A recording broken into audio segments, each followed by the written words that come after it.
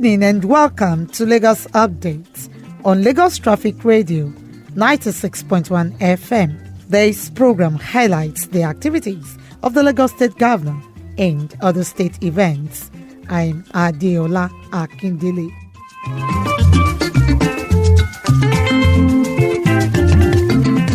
In the highlights of the program today, Governor Sanwo-Olu performs groundbreaking ceremony of Lagos State Central Food Security Systems and Logistics Hub. This and more after this timeout. We'll begin today with this story. As part of its commitment towards efficient transportation and traffic management system in the state, Lagos State Government has assured residents that the remaining 2 kilometers portion of Apapa-Oshodi Road to Tinkan Island will be ready for motorists to ply in October. Special Advisor to Governor Sanwo-Olu on Transportation, Shola Giwa, gave the assurance on Monday during a crucial meeting with Tinkan Island Port Manager Buba Jibril and other major stakeholders. He said the road, which needs to be fixed as soon as possible, will improve the time belt movement for trucks coming in and out of the port, as well as end the constant stationed containers on the road. Governor of Lagos State, Mr. Babajide Sanwo-Olu, has promised that this problem will be fixed. We have fixed one part of it. This is the other part that must be fixed. And the contractors have already assured us that in the next 2 months, both sides will be ready for use. And I will say it again, bikes kinda are not supposed to be on the expressway. We have seen a lot of improvement in this ban and will continue to make sure that we take them off our road. The special advisor also warned Okada riders not to ply the routes as directed by the state government. Also inspected the Apapa-Oshodi Road to Tinkan Island, noting that the Sanwo-Olu administration will not relent in its efforts in solving the constant gridlock in Apapa.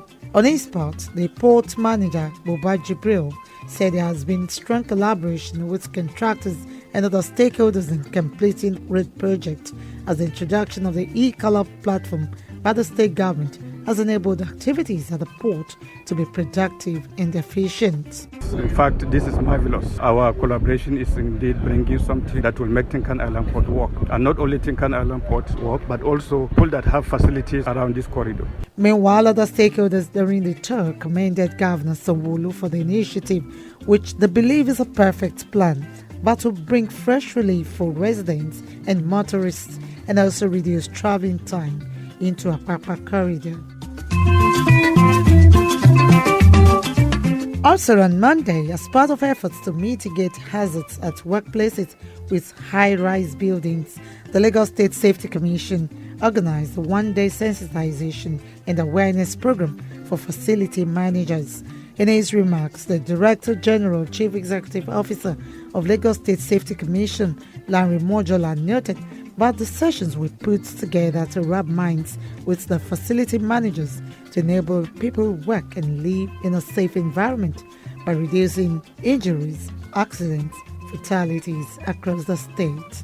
According to Mojola, the proactive engagement is necessary to compel companies with high-rise buildings adhere to safety rules and regulations, such as having adequate signages, emergency exit in the case of fire incidents, and other hazards. Ultimately, the goal is to prevent accidents, 0 accidents across the state.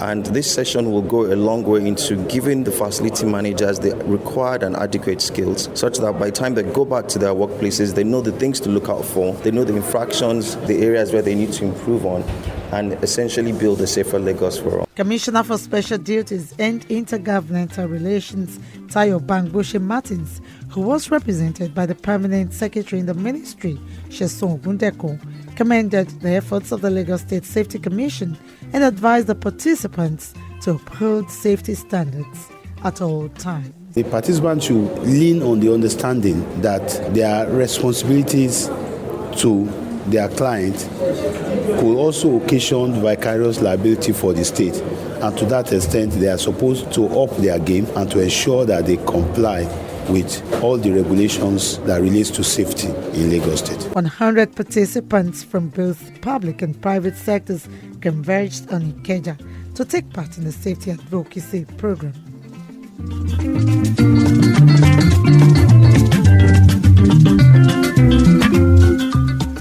Lagos State Governor Babajide Sanwo-Olu on Wednesday performed the groundbreaking ceremony of the Lagos State Central Food Security Systems and Logistics Hub at Ketu Erenyun, Ekpe, to be completed in 24 months. In his keynote address, Governor Babajide Sanwo-Olu noted that the project is a proof of his administration's commitment to addressing the challenges of stakeholders in the agri-space and giving hope to the people through improved quality of life. According to Governor Sanwo-Olu, when completed, the project, built on 1.2 million square meters of land, will be implemented in 2 phases. The pilot and main phase create wealth for more than 5 million people, feed more than 10 million legations, guarantee food supplies for at least 90 days, provide storage facilities for more than 1,500 trucks per day, among others. This project will provide and improve productivity. It will guarantee greater returns for our farmers by cutting out several layers of middlemen. It will facilitate and improve access to modern processing and packaging services for our farmers. It will generate useful data for the use of government and government agencies. It will be a major connection between the private sector players, between multinational agencies, both local and international. In addition, this hub will provide a better buying experience for all of our consumers. Commissioner for Agriculture Abisola Olusanya noted that the project will further reaffirm the state as the preferred market destination for agricultural produce along the West African corridor, change the economic landscape of Ekpe and Lagos as a whole, and lead to an influx of services in sectors such as real estate, banking, logistics, hospitality, among others. According to Olusanya, the Lagos Central Food Security Systems and Logistics Hub project was conceived at the very beginning of Governor Sanwo-Olu's administration with a vision for a Lagos with food reserves, translating to a higher degree of availability, lower prices, less wastage, and more nutritious and wholesome food products. Upon completion, the Food Security Systems and Central Logistics Hub will unleash the huge potential in both the midstream and downstream sectors of the agricultural and food sector. This project will further reaffirm the state as the preferred market destination for agricultural produce along the West African corridor. I believe this project's enormity and scope will change the economic landscape of Ekpe and Lagos as a whole. Governor Sanwo-Olu also inspected the ongoing site of the Psychiatric Hospital and Rehabilitation Center at Ketu Ejirin.